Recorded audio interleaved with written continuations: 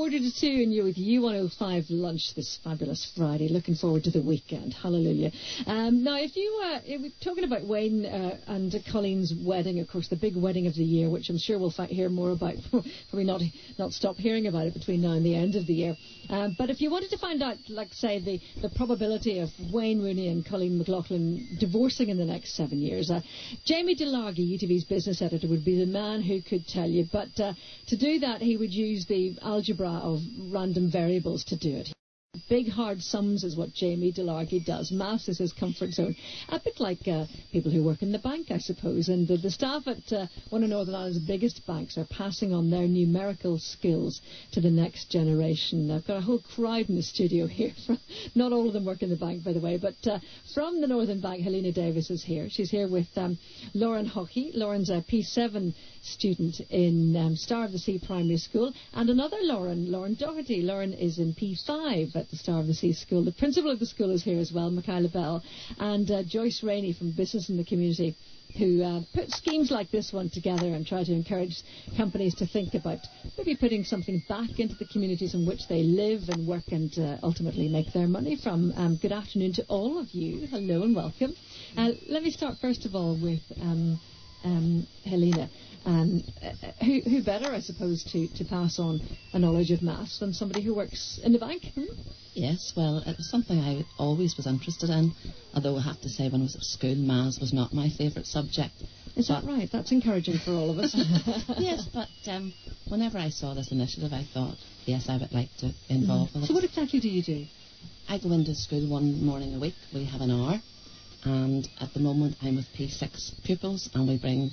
All in all, there's 12 pupils, and there's myself and another colleague from head office go, and we try and just show them how maths is relevant, how it can be fun, and just make it exciting. You know, it's something that we all need to use. Relevant, I can see, but see, fun doesn't go with the word maths to me. Yeah. Well, I just think there's lots of wee skills, you know, things that I was taught maybe as a child, and there's nothing as rewarding if something clicks with you, or you can see someone else and maybe they're struggling, and all of a sudden it's as if the light comes on.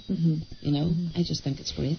And yeah, well, exactly, and you're passing on a skill to another generation, and obviously in doing that you're getting much more back out of it, really, aren't you? And what about the bank? I mean, they don't mind giving you up for an hour or two every week to do that.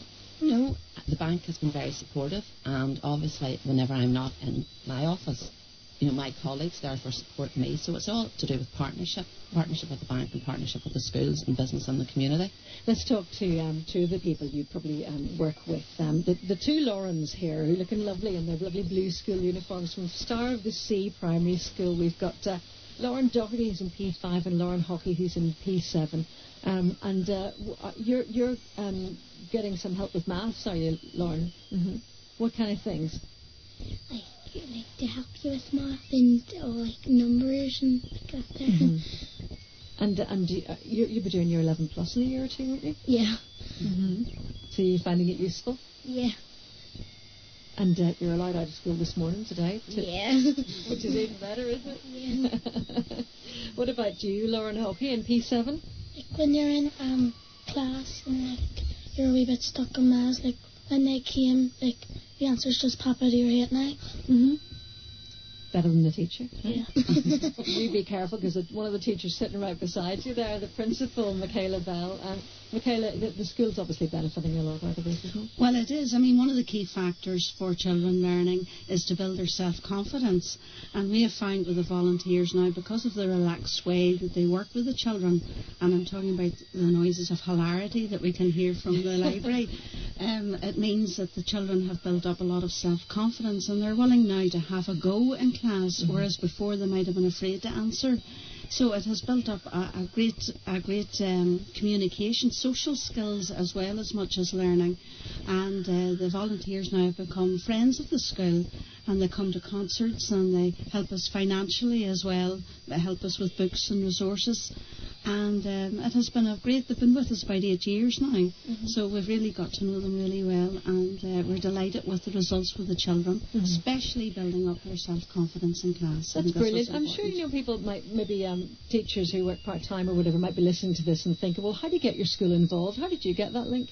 We got the link through business in the community. It was first with the Time to Read and NIE Energy. They were the people who contacted us and wanted us to pilot the scheme about 10 years ago.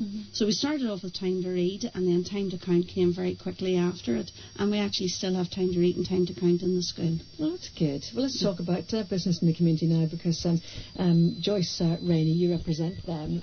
This is it's really growing, isn't it, business in the community, and obviously very successful. How does it work? Do you approach a school, just in the example we've heard? Yes, exactly. Well, really, what we're all about in